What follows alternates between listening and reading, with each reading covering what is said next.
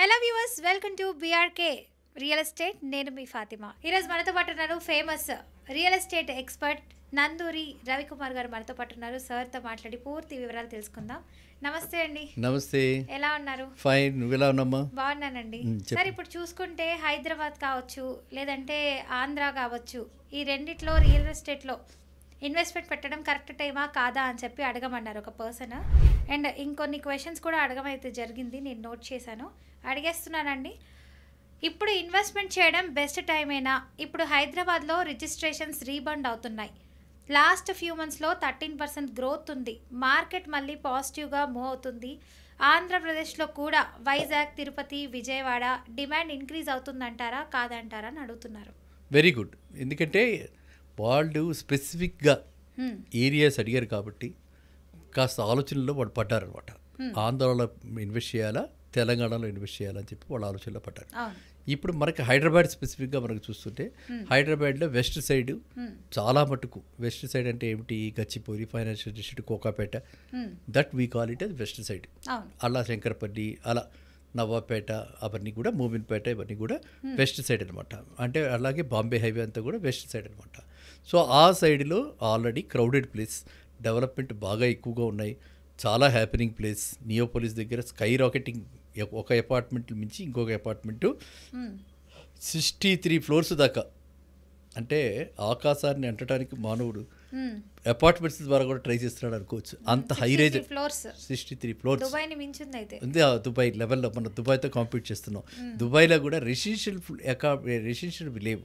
ఏదైతే మనం దుబాయ్లోకి వెళ్ళి చూస్తామో అది రెసిడెన్షియల్ కాదు, అది ఒక కమర్షియల్ ఒక స్ట్రక్చర్ తయారు చేశారు. అలాగే న్యూయార్క్లో కూడా స్ట్రక్చర్ తయారు చేశారు. ఇక్కడ మన హైదరాబాద్లో రెసిడెన్షియల్ అపార్ట్మెంట్స్ ఆ రేంజ్లో వస్తున్నాయి. సో ఈ విధంగా వెస్ట్ సైడ్ ఉన్నాయి కాబట్టి అక్కడ మనకి సామాన్య మానవుడికి బడ్జెట్లో అందుబాటులో లేవు. మనం అందుకే ప్రతిసారి సౌత్ సైడ్ చూడండి అంటాం. ఎవరైతే ఎఫర్ట్ చేయగలరు, అంటే ఎవరైతే కోట్లలో పెట్టగలరు పెట్టుబడి, వాళ్ళు ఇలాంటి పట్టుబడిని చూసుకోవచ్చు. చూసుకుంటే ఏమవుతుంది, ఇవన్నీ హ్యాండ్ ఓవర్ అయ్యేటప్పటికి ఈ మనకి ఇక్కడ కోకాపేట సెంట్రిక్గా అయిపోయి అవన్నీ కోకాపేట దగ్గర చాలా ఇవన్నీ కూడా బిల్డింగ్స్, చాలా టెక్నాలజీ, ఎస్సీజెడ్లు అవన్నీ వస్తున్నాయి కాబట్టి ఫ్యూచర్లో వీటన్నిటికీ కూడా మంచి డిమాండ్ ఉంటుంది. మరి ఇక ఈస్ట్ గోదావరి చూసుకుంటే మనం ఇప్పుడు వైజాగ్ కావచ్చు, విజయవాడ, పశ్చిమ గోదావరి, సో ఇట్లాంటివన్నీ చూసుకుంటే ఈ ఏరియాస్లో తిరుపతి ఇవన్నీ కొంచెం పెరుగుతుంది అంటారా? ఇప్పుడు మీరు ఇంటి నుంచి అటు జంప్ అయిపోయి అటువైపు పడిపోతే మనం వైజాగ్ గురించి చెప్పుకున్న ఒక వీడియోలో తెలంగాణ గురించి ఈ ప్లేసెస్ చెప్పారు మీరు. అవును, హైదరాబాద్లో ఇవి. ఇప్పుడు ఆంధ్ర సైడ్ వచ్చేప్పటికి వైజాగ్ మనం ఇదివరకు ఆల్రెడీ ఒక వీడియోలో కవర్ చేసాం, కాకినాడలో కవర్ చేసాము, ఈస్ట్ గోదావరి కాకినాడ. అలాగా అక్కడ ఏమైపోతుందనంటే ఆయన కనెక్టివిటీకి బాగా ఫోకస్ చేస్తున్నారు. ఎవరు? సిబిఎన్ గారు. ఈ కొత్త గవర్నమెంట్ వచ్చాక కనెక్టివిటీకి బాగా ఫోకస్ చేసి ప్రతి జిల్లాలో ఆల్మోస్ట్ మనకు ఒక హెలిప్యాడ్, ఎయిర్పోర్ట్ వచ్చేలా ట్రై చేస్తున్నారు. సో ఇప్పుడు భోగాపురం దగ్గర అయితే ఇంటర్నేషనల్ ఎయిర్పోర్ట్, వైజాగ్లో ఇంటర్నేషనల్ ఎయిర్పోర్ట్, మళ్ళీ గన్నవరంలో ఆల్రెడీ ఇంటర్నేషనల్ ఎయిర్పోర్ట్ గన్నవరంలో, అండ్ తిరుపతిలో ఇంటర్నేషనల్ ఎయిర్పోర్టు, అదేవిధంగా కర్నూలులో ఇంటర్నేషనల్ ఎయిర్పోర్టు. ఈ విధంగా 4 పెద్ద ఎయిర్పోర్ట్స్, మధ్యలో కనెక్టివిటీ మిగతా చిన్న చిన్న ఎయిర్పోర్ట్స్ అలాగ వెళ్ళడానికి ఆయన ప్లాన్ చేసుకుని చేస్తున్నారు. ఒకటి. నెక్స్ట్ వాళ్ళకు ఉన్నటువంటి సీ కోస్ట్ ఉంది కాబట్టి ఆ సీ కోస్ట్ అంతా వాడుకుంటూ అక్కడ డెవలప్మెంట్స్ అవుతున్నాయి కాబట్టి ఆ ఏరియాస్ ఇప్పుడు వాళ్ళు ఏవైతే చెప్పారో ఆ ఏరియాస్లో స్పెసిఫిక్గా మనం చూసుకుంటే Vizag is very good for investment. Already మన స్మార్ట్ సిటీ కాకినాడ. అంటే చాలా మంది ఏమంటారంటే వైజాగ్ లో అంతకు ముందు తుఫాన్ వచ్చింది కదా అని చెప్పి పెట్టడం కరెక్టా కాదా, మళ్ళీ ఇలాంటి తుఫాన్లు ఏమైనా వచ్చే పని అయితే మళ్ళీ మార్కెట్ డౌన్ అయిపోతుందేమో అని ఆలోచిస్తున్నారు. మార్కెట్ డౌన్ అవుతుంది కానీ ప్రాపర్టీకి డ్యామేజ్ అవుతుంది కాబట్టి వైజాగ్లో ఏంటంటే కన్జర్వేటివ్ అంటారు. కన్జర్వేటివ్ అంటే కాస్త ఇదేమిటంటే ఎఫర్డబుల్గా ఉండి, లో లెవెల్లో ఉండి, అయ్యో నేను 10 లక్షలు 20 లక్షలు రిపేర్ చేసుకోలేను, పెట్టుకోలేను అని ఆ స్తోమతని బట్టి సీ కోస్ట్ సైడ్ ఉండటమా లేకపోతే లోపలికి ఉండటమా. మరీ సీ కోస్ట్కి ఉన్నారనుకోండి, అంటే ఆర్కే బీచ్ ఎదురుకుండా ఉన్నారు, వరుణ్ బీచ్ ఎదురుకుండా ఉన్నారు, భీమిలి బీచ్ దగ్గర ఫర్నిచర్ అన్ని పాడైతాయి కాబట్టి అలా అవసరం లేదంటారా? అలాంటి వాళ్ళు అట్లా వాటి దగ్గరికి ఆ పక్కనే కొనుక్కోకూడదు. సీ ఫేసింగ్ కావాలి. ఇప్పుడు ప్రతిదానికి కూడా రిస్క్ ఉంటుంది. అటు పక్కన మీరు ఎంజాయ్మెంట్ ఉండాలి, రిస్క్ ఉండదు అని అంటే కాదు కదా. వాడి తలుపు దిగానే సీ కోస్ట్ కనిపించాలి, దిగానే రైజింగ్ సన్ కనిపించాలి, ఆ బ్యూటీ నేను చూడాలి, అవన్నీ ఎంజాయ్ చేయాలంటే you pay price for it, be prepared, risk తీసుకోవాలి. అలా కాకుండా లోపలికి తీసుకుంటే వాళ్ళకి ఏమీ పెద్ద ఎఫెక్ట్ కావట్లేదు, వాళ్ళంతా బాగానే హ్యాపీగా ఉంటున్నారు. సో మనం ఏంటంటే పాతకాలం పద్ధతిలో ఆలోచించేవాళ్ళు ఆ విధంగా తీసుకోవాలి. ఎక్కడ ఆర్టీసీ క్రాస్, ఆర్టీసీ కాలనీలు లోపలికి ఉన్నాయవన్నీ అక్కడ తీసుకుంటే వాళ్ళకి ఏ ప్రాబ్లం ఉండదు. ఆక్సిజన్ టవర్స్లు కట్టారు, చాలా బాగున్నాయి.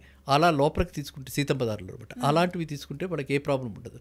అదే కనుక సీ కోస్ట్ సైడ్ తీసుకుంటే మీరు చెప్పిన కరోషన్ ఈ ప్రాబ్లమ్స్ అలా ఎక్కడైనా సరే, అది వైజాగ్ కానీ కాకినాడ కానీ నెల్లూరు కానీ ఎక్కడైనా సరే, ఎక్కడ సీ కోస్ట్ ఉంటుందో అక్కడ సీ కోస్ట్కి దగ్గరగా తీసుకుంటే ఈ ప్రాబ్లం ఉంటుంది. కాబట్టి మనం కొంచెం ఎవేగా తీసుకున్నా కూడా మనకు కావాల్సినప్పుడు సీ కోస్ట్కి వెళ్ళొచ్చు, రావచ్చు. అంతే కదా. సాటర్డే సండే అలా కావాల్సినప్పుడు అన్వైండ్ అవ్వడానికి బాగుంటుంది. ఇంకా డెవలప్మెంట్ పార్ట్ ఆఫ్ ఇట్ వచ్చేస్తే టూరిజం ప్లేసెస్ చాలా పెరుగుతున్నాయి. అంతటా కూడా డెస్టినేషన్స్, టూరిజం డెస్టినేషన్స్ బాగా పెరుగుతున్నాయి. ఇప్పుడు మీరు తెలంగాణ కానీ ఆంధ్ర కానీ చూస్తే ఇద్దరు కూడా సీఎంస్ ఇద్దరు కూడా జీడిపిలో 10% కనీసం కంట్రిబ్యూషన్, జీడిపిలో 10% టూరిజం నుంచి రావాలని దే ఆర్ ఐడెంటిఫైయింగ్ ప్లేసెస్ అనమాట. ఆ ప్లేసెస్ అన్నింటిలో కూడా టూరిజం ప్రమోట్ చేస్తున్నారు. కాబట్టి ఆ టూరిజం ప్లేసెస్లో ఖచ్చితంగా బాగా ఉంటుంది. సో అలాంటి ప్లేసెస్ హైదరాబాద్ చుట్టుపక్కల తెలంగాణలోనూ అలాంటివి బాగా డెవలప్ అవుతున్నాయి, అక్కడ కూడా అలాంటివి బాగా డెవలప్ అవుతున్నాయి. సో అలాంటి ప్లేసెస్లో ఇన్వెస్ట్ చేసుకుంటే కూడా మంచి లాభపడతారు. టూరిజం ప్లేసెస్ కానీ, ఇండస్ట్రియల్గా గ్రోత్ వస్తున్నటువంటి ఈ ప్లేసెస్లో కానీ, లేకపోతే సాఫ్ట్వేర్ రిలేటెడ్గా అయితే ఓన్లీ సెంట్రిక్గా నెల్లూరు దగ్గర, మన అమరావతి దగ్గర, వైజాగ్ దగ్గర సాఫ్ట్వేర్ వస్తున్నాయి. ఈ ప్లేసెస్ కానీ మనం ఇన్వెస్ట్ చేస్తే ఖచ్చితంగా వీళ్ళు లబ్ధిదారులు అవుతారు. అండ్ తెలుగు రాష్ట్రాలు రెండిటికీ కూడా మనం చూస్తున్న ప్రకారంగా రాబోయే రోజుల్లో, అంటే అక్కడ కొంచెం టైం పట్టచ్చు అమరావతిలో, కానీ టైం పట్టచ్చు, కానీ ఖచ్చితంగా లాభం మాత్రం వాళ్ళు ఖచ్చితంగా పొందుతారు. ఇప్పుడు హైదరాబాద్ అంటే ఆల్రెడీ మార్కెట్ మెచ్యూర్ అయిపోయింది, సాచురేట్ అయిపోయింది. కాబట్టి ఇక్కడ కొత్త కంపెనీలు వచ్చే అవకాశం తక్కువ ఉంది. కాబట్టి ఇక్కడ కంటే ఆంధ్రాలో పెరగడానికి ఆస్కారం ఎక్కువగా కంపెనీస్ ఎక్కడైతే పెరుగుతాయో అటువైపు తీసుకుంటే మనకి మంచి లాభాలు ఉంటాయి, ఉండడానికి ఎక్కువ అవకాశాలు ఉంటాయి. Okay, thank you so much sir. మంచి ఇన్ఫర్మేషన్ ఇచ్చారు మీరు. Thank you so much.